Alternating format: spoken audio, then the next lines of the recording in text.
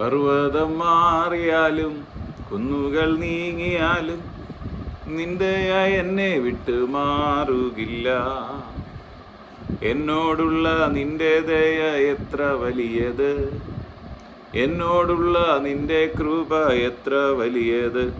അതു മഞ്ഞുപോലെ എന്നിൽ പൊഴിഞ്ഞു വീഴും, അതു മാരി പോലെ എന്നിൽ പെയ്തിറങ്ങും. പർവ്വതം മാറിയാലും കുന്നുകൾ നീങ്ങിയാലും നിന്ദയ എന്നെ വിട്ടുമാറുകില്ല. പർവ്വതം മാറിയാലും കുന്നുകൾ നീങ്ങിയാലും നിന്ദയ എന്നെ വിട്ട് മാറുകില്ല. അമ്മ തൻ ഉദരത്തിൽ എന്നെ കണ്ടല്ലോ, നിത്യതയോടെ എന്നെ വീണ്ടെടുത്തല്ലോ. നരയോളം ചുമക്കാമെന്നരുളിയോനേ, നിന്നോടു തുല്യനായ ആരുമില്ല. എന്നോടുള്ള നിന്റെ ദയ എത്ര വലിയത്, എന്നോടുള്ള നിന്റെ കൃപ എത്ര വലിയത്. പാപിയായിരും എന്നെ തേടി വന്നല്ലോ, പാവന നീണം ചീന്തി വീണ്ടെടുത്തല്ലോ. നിത്യതയോളവും നടത്തിടുവാൻ യേശുവേ നീ മാത്രം മതി എനിക്ക്. നിത്യതയോളം നടത്തിടുവാൻ യേശുവേ നീ മാത്രം മതി എനിക്ക്. എന്നോടുള്ള നിന്റെ ദയ എത്ര വലിയത്, എന്നോടുള്ള നിന്റെ കൃപ എത്ര വലിയത്. അതു മഞ്ഞുപോലെ എന്നിൽ പൊഴിഞ്ഞു വീഴും, അതു മാരി പോലെ എന്നിൽ പെയ്തിറങ്ങും. പർവ്വതം മാറിയാലും കുന്നുകൾ നീങ്ങിയാലും നിന്ദയ എന്നെ വിട്ടുമാറുകില്ല. പർവ്വതം മാറിയാലും കുന്നുകൾ നീങ്ങിയാലും നിന്ദയ എന്നെ വിട്ടുമാറുകില്ല. വീണ്ടും വരുന്ന യേശു ക്രിസ്തുവിൻ നാമത്തിലുള്ള സ്നേഹവന്ദനങ്ങളെല്ലാം പ്രിയപ്പെട്ടവരെ ഈ സമയത്ത് അറിയിക്കുന്നു. പർവ്വതം മാറിയാലും കുന്നുകൾ മാറിപ്പോയാലും ദൈവത്തിൻ്റെ സ്നേഹം ആ ദയ ഒരിക്കലും മാറുന്നില്ല. യെശയ്യാപ്രവാചകന്റെ പുസ്തകം നാം പഠിക്കുമ്പോൾ 40 മുതലുള്ള അധ്യായങ്ങളിൽ ബാബേലിൽ പ്രവാസത്തിൽ കഴിയുന്ന, ബന്ധനത്തിലായിരിക്കുന്ന, പീഡനത്തിലായിരിക്കുന്ന ജനത്തോട് അവരെ ധൈര്യപ്പെടുത്തുവാൻ പ്രവാചകനെ അയച്ച് ദൈവത്തിൻ്റെ പരിശുദ്ധാത്മാവ് സംസാരിക്കുന്ന ദൈവവചന ഭാഗമാണ് യെശയ്യാപ്രവചനത്തിലെ 54-ാം അധ്യായത്തിൽ 54-ലും നാം കാണുന്നത്. അവിടെ അതിലെ 10-ാം വാക്യത്തിൽ പറയാം, പർവ്വതങ്ങൾ മാറിപ്പോകും, കുന്നുകൾ നീങ്ങിപ്പോകും, എങ്കിലും എൻ്റെ ദയ നിന്നെ വിട്ട് മാറത്തില്ല. എന്നെ കേൾക്കുന്ന പ്രിയപ്പെട്ടവരെ, എന്തെങ്കിലും കാര്യത്തിൽ നിങ്ങൾ ആകുലയോടോ ഭയത്തോടോ ഭാരത്തോടോ ഇന്നെ ശ്രവിക്കുന്നെങ്കിൽ, ഏതെങ്കിലും ഒരു വിഷയത്തിൽ നിങ്ങൾ തകർന്ന ഇന്ന് കേൾക്കുന്നതെങ്കിൽ, പർവ്വതങ്ങൾ മാറിപ്പോകും, കുന്നുകൾ നീങ്ങിപ്പോകും, എങ്കിലും യേശുവിൻ്റെ ദയ നിങ്ങളെ വിട്ടു മാറാൻ പോകുന്നില്ല. കർത്താവിൻ്റെ സംരക്ഷണം നിങ്ങളെ വിട്ടു മാറുവാൻ പോകുന്നില്ല.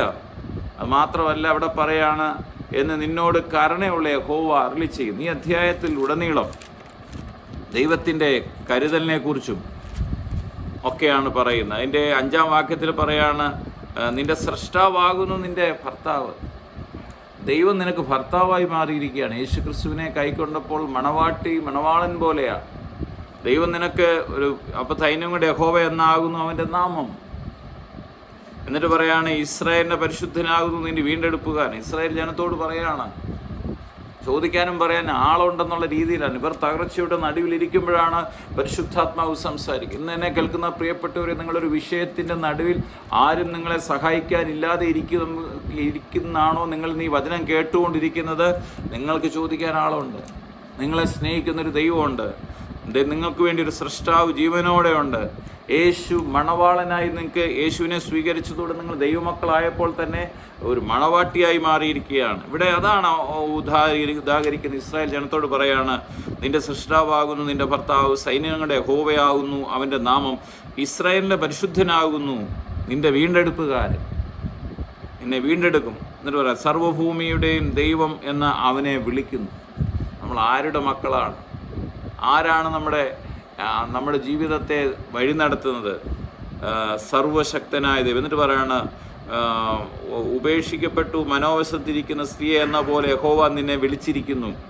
യൗവനത്തിൽ വിവാഹം ചെയ്തിട്ട് തള്ളിക്കളഞ്ഞ ഭാര്യയെപ്പോലെ തന്നെ എന്ന് നിന്റെ ദൈവം അരുളി ചെയ്യുന്നു. അല്പനേരത്തേക്ക് മാത്രം ഞാൻ നിന്നെ ഉപേക്ഷിച്ചു, എങ്കിലും മഹാകരുണയോടെ നിന്നെ ചേർത്ത് കൊള്ളും. എന്നിട്ട് പറയാണ്, എങ്കിലും നിത്യതയോടെ ഞാൻ നിന്നോട് കരുണ കാണിക്കും. നിത്യതയോടെ കർത്താവ് എന്നോടും നിങ്ങളോടും കരുണ കാണിക്കും എന്ന് നിന്റെ വീണ്ടെടുപ്പുകാരനായ യഹോവ അരുളി ചെയ്യുന്നു. ഇതിനെ കേൾക്കുന്ന പ്രിയപ്പെട്ടവരെ, കർത്താവ് ഈ ദിവസങ്ങളിൽ നിങ്ങൾക്ക് വേണ്ടി പ്രവർത്തിക്കാൻ പോവുകയാണ്. നിങ്ങൾക്ക് വേണ്ടി ഒരു വീണ്ടെടുപ്പുകാരനുണ്ട്. നിങ്ങൾക്ക് വേണ്ടി വില കൊടുത്ത ഒരുവനുണ്ട്. കാൽവറിയിൽ തൻ്റെ അവസാനത്തുള്ള രക്തം വരെയും ചൊരിഞ്ഞ് മരണത്തെ ജയിച്ച് ഉയർത്തെഴുന്നേറ്റ് ജീവിക്കുന്ന നസ്രേനാം യേശുവുണ്ട്. എന്നിട്ട് പറയാണ്, ഇത് എനിക്ക് നോഹയുടെ വെള്ളങ്ങൾ പോലെയാകുന്നു. നോഹയുടെ വെള്ളങ്ങൾ ഇനിയും ഭൂമിയെ മുക്കിക്കളയുകയില്ല എന്ന് ഞാൻ സത്യം ചെയ്തതുപോലെ ഞാൻ നിന്നോട് കോപിക്കുകയോ നിന്നെ ഫൽസിക്കുകയോ ഇല്ലയോ എന്ന് ഞാൻ സത്യം ചെയ്യാം. ദൈവം നമ്മളോട് കോപിക്കത്തുമില്ല, ഫൽസിക്കത്തുമില്ല, നമ്മളെ തള്ളിക്കളയത്തില്ല. ചില ആളുകളെങ്കിലും നിങ്ങളോട് പറയാറുണ്ട്, ചിലപ്പോൾ ചില പ്രവചിക്കുന്ന ആളുകൾ തെറ്റായ പ്രവചനങ്ങളോട് പറയുമായിരിക്കും, ദൈവത്തിൻ്റെ കോപം. നോ, ദൈവത്തിൻ്റെ കോപമല്ല നിൻ്റെ വിഷയങ്ങൾ. നിങ്ങൾ ഇന്ന് അഭിമുഖീകരിക്കുന്ന സകല വിഷയത്തിനും ദൈവത്തിൻ്റെ കൃപ നിങ്ങളുടെ മേൽ പകരപ്പെടാൻ പോവുകയാണ്. യേശു ക്രിസ്തുവിനെ നിങ്ങൾ സ്വീകരിച്ചതോടുകൂടെ നിങ്ങൾ കോപത്തിൻ്റെ കീഴിലല്ല, പകരം സ്നേഹത്തിൻ്റെ കീഴിലാണ്. ഈ പ്രവചന ഭാഗവത നമ്മളെ മനസ്സിലാക്കുന്നു. പർവ്വതങ്ങൾ മാറിപ്പോയാലും, ഞാൻ ഒരിക്കലും മറന്നുപോയത്, കുന്നുകൾ നീങ്ങിപ്പോയാലും യേശു ക്രിസ്തുവിൻ്റെ ദയ നിങ്ങളെ വിട്ട് മാറിപ്പോകത്തില്ല. എന്നിട്ട് അവസാനം പറയാണ്, നിനക്ക് വിരോധമായി ഉണ്ടാക്കുന്ന യാതൊരു ആയുധവും നിനക്ക് ഭവിക്കത്തില്ല. യെസ്, നിനക്കെതിരെ വരുന്ന നാവിനെ പോലും കർത്താവ് കുറ്റം വിധിക്കുമെന്നാണ് പറയുന്നത്. യഹോവയുടെ ദാസന്മാരുടെ അവകാശം, എൻ്റെ പക്കൽ നിന്നുള്ള അവരുടെ നീതി ഇത് തന്നെയാണ്.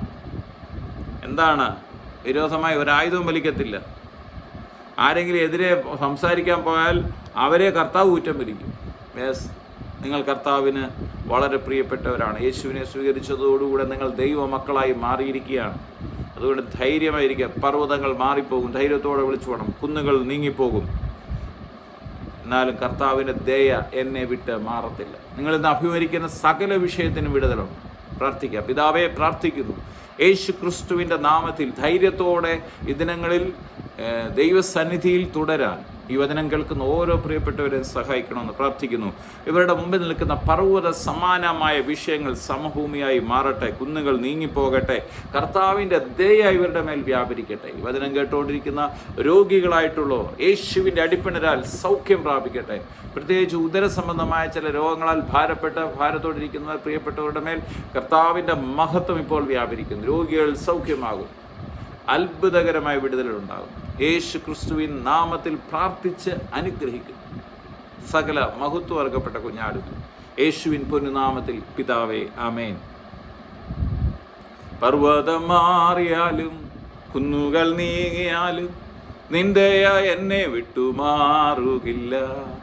പർവ്വതം മാറിയാലും കുന്നുകൾ നീങ്ങിയാലും നിന്ദയ എന്നെ വിട്ടുമാറുകില്ല.